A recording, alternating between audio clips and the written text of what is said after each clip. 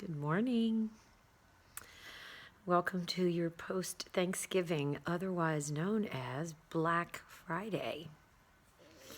So I have on my black eye mask in honor of, not to honor Black Friday, obviously not.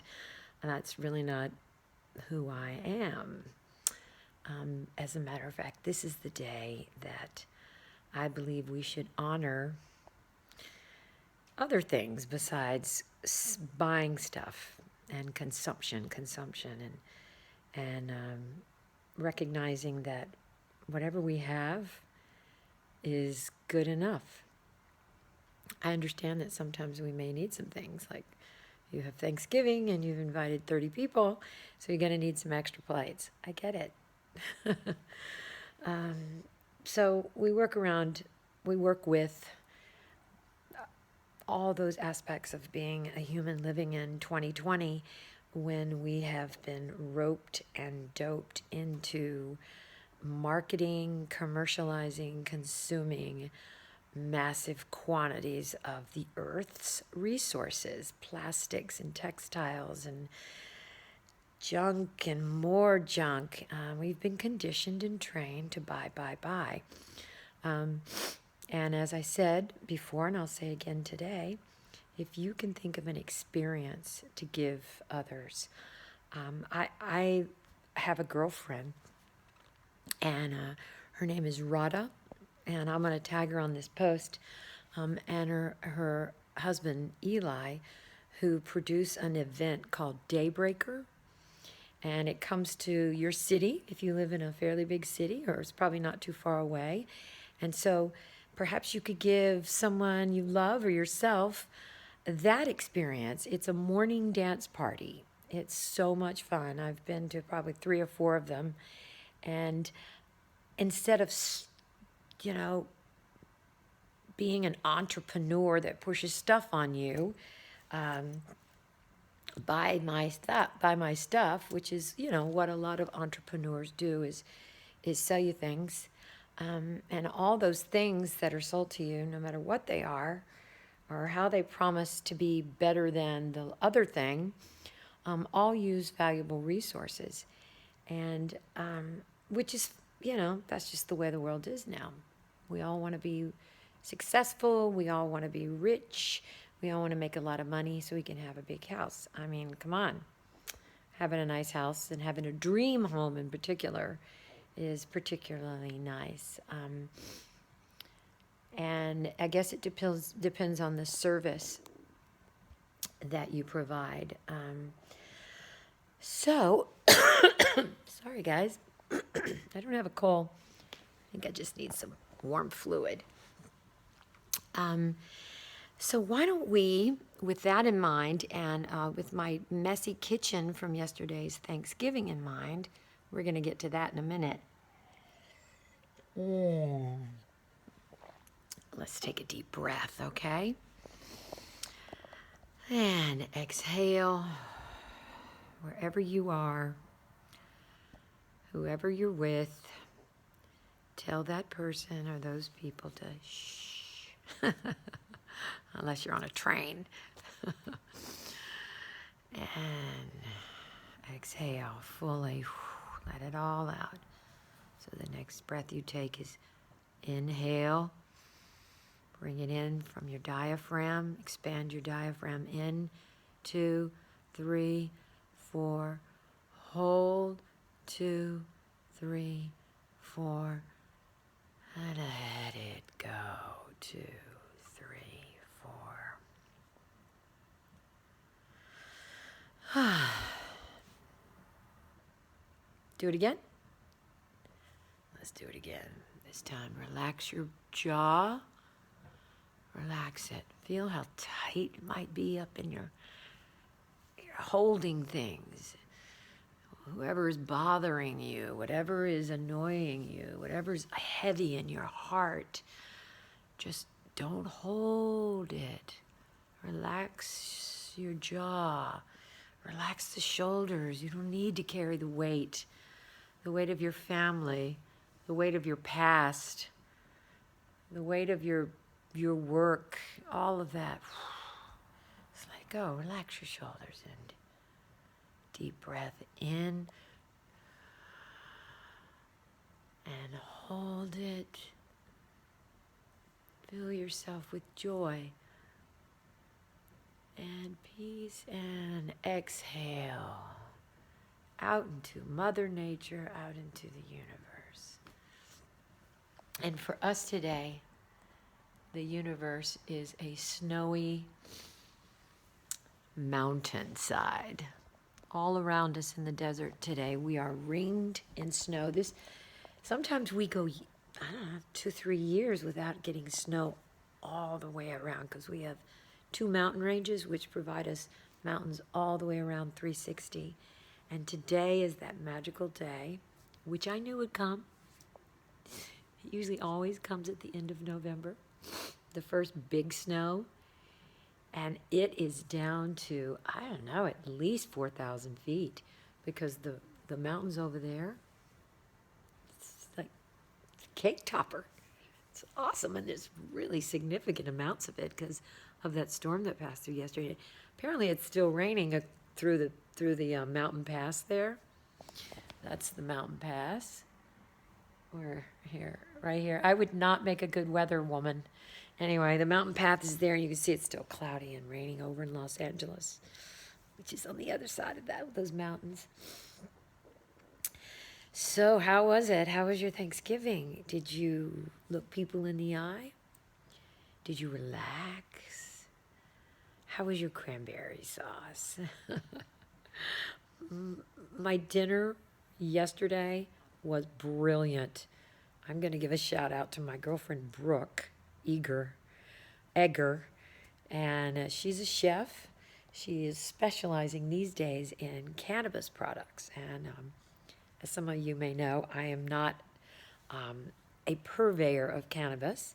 I think it's wonderful for whoever wants it, needs it, enjoys it, likes it, whoever it benefits. I will use it for inflammation, but not the psychoactive component.